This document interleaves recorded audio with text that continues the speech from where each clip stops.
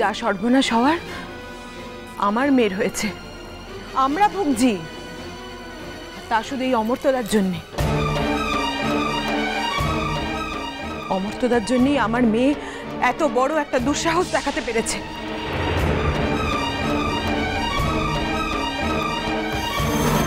বাবা, তোমার জামাই এত বড় একটা দুষ্কর্ম করার পরও তাকে তুমি তোমার মেয়ের সঙ্গে থাকতে অ্যালাউ করছো, সেটা সম্পূর্ণ তোমার ব্যাপার, সেখানে কিচ্ছু বলার নেই আমার।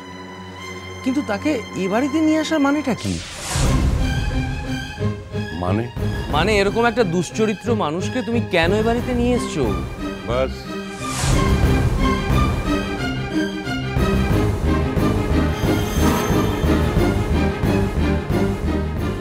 আর গলা তুলো না। তুমি কি মনে করো শুভ, তোমার বাবার বাড়িতে বাবা কাকে থাকতে দেবেন কাকে দেবেন না সেটা তোমার সঙ্গে পরামর্শ করে ঠিক করবে? তো বাবা, তুমি কিছু মনে করিনি। হ্যাঁ, কিছু মনে করিনি। হ্যাঁ, আসলে আমরা তো অনেক দিন একটু চিন্তায় ছিলাম, তাই ওই না না, ঠিকই আছে, ঠিকই আছে, আপনি এটা নিয়ে ভাববেন না। বরং শুভ এরকম কথা না বললে আমি একটু অবাকই হতাম। ঠিকই আছে। শুনলে শুনলে মেচকা, ওই যে কথায় বলে না, চোরের মায়ের বড় গলা। এখন যখন হাতে নাতে প্রমাণ পেলাম কোথায় এত বড় দুষ্কর্মের জন্য অপরাধী হয়ে মাথা নিচু করে থাকবে, তা না মুখে মুখে কথা বলছেন। আর কি কথা বলছেন? যে কথাগুলোতে তোমাকে সকলের সামনে মাথা নিচু হতে হয়। ভূমি,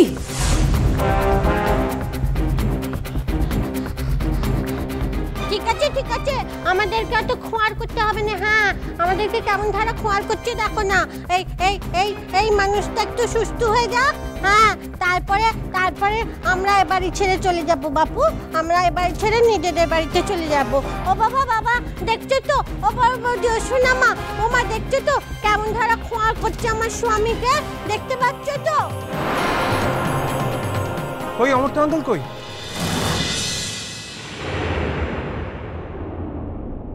আঙ্কেল, তোকে কে বললো আমার বর ঘরে এসে? কে বললো? এই তো ঢুকছিলাম, ড্রাইভার বললো। অমর্ত্য আঙ্কেল, এই কদিনে তুমি কি কি চেহারা হয়েছে তোমার? নীল, কি হলো বাবা, চেঁচাচ্ছ কেন? একদম চেঁচাবিনি, একদম চেঁচাবিনি, বুঝেছিস?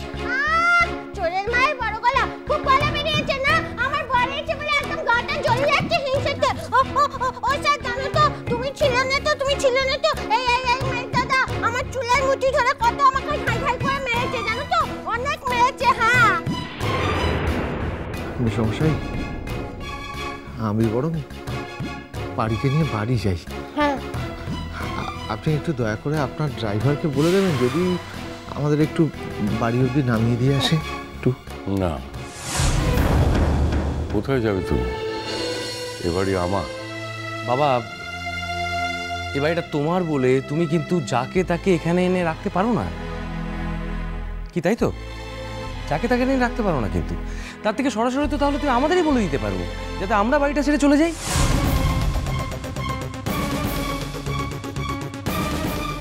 যাও, তাই যাও। কি বললে সোনা জেঠি? কি করবে বাচ্চা? তোমরা যদি আমার মেয়ে জামাইকে এখন এখানে থাকতে না দাও, তাহলে তো এছাড়া আমাদের কোনো উপায় নেই, তাই না বাচ্চা?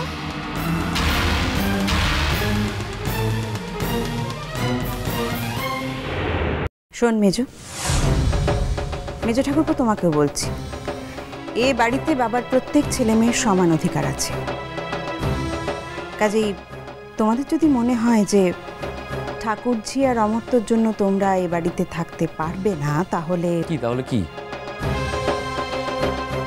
বলো বলো বলো, থামলে কেন? বলো তাহলে এটা কি, বলো না। শেষটা আমি বলে দিচ্ছি বাবা।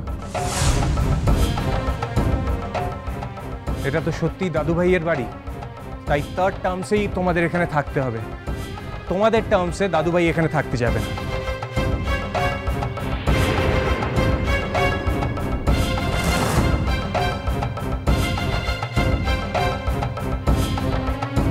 এখন বদমাইশি করা হয়ে গেছে, ফুর্তি টুর্তি করে টাকা পয়সা সব পুড়িয়ে গেছে, তাই এখন এসছে এ বাড়িতে।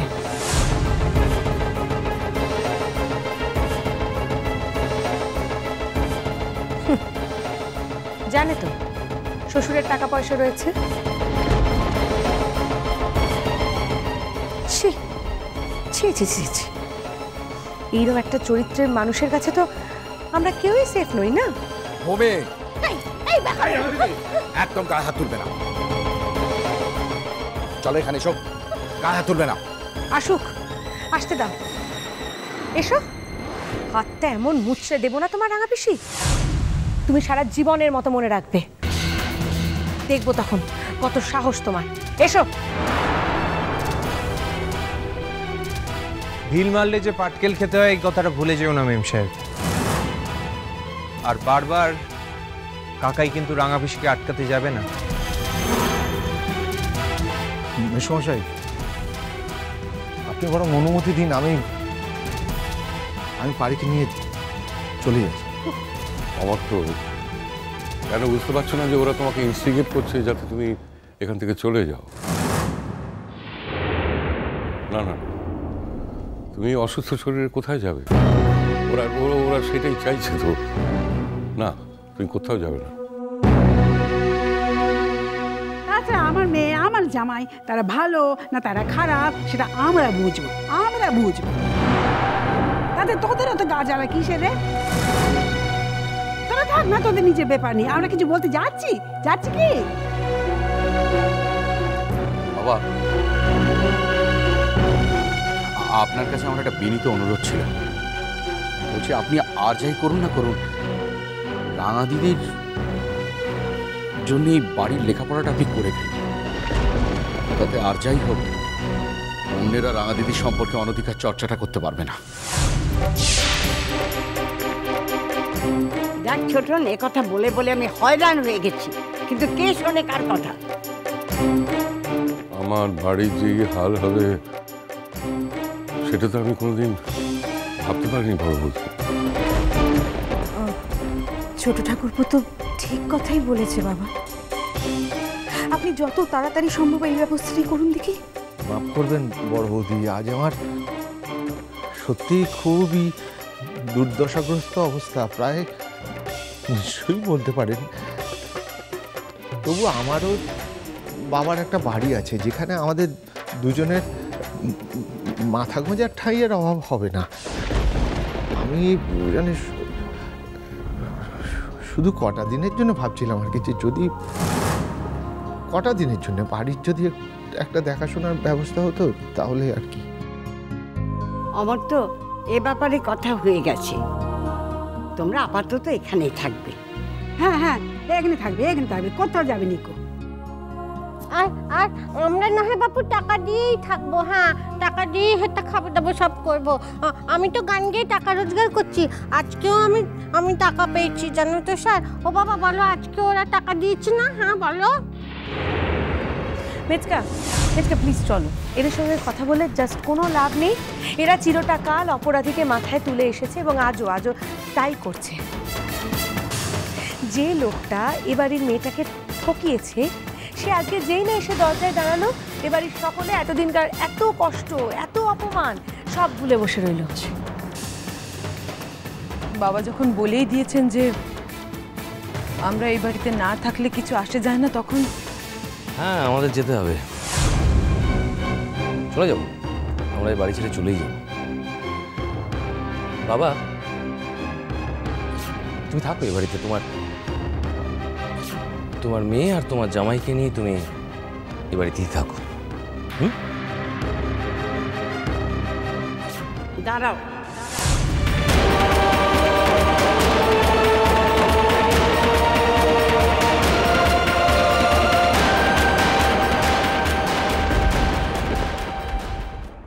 এই মামলাটি একটি মেয়ের পিতৃত্ব অধিকার আদায়ের মামলা, এক পিতার বিরুদ্ধে। যে পিতা সর্বসমক্ষে তার কন্যার অস্তিত্ব অস্বীকার করেছেন, সেই পিতার অসত্য ভাষণের বিরুদ্ধে এক কন্যার প্রতিবাদ। সন্দেহ বাজে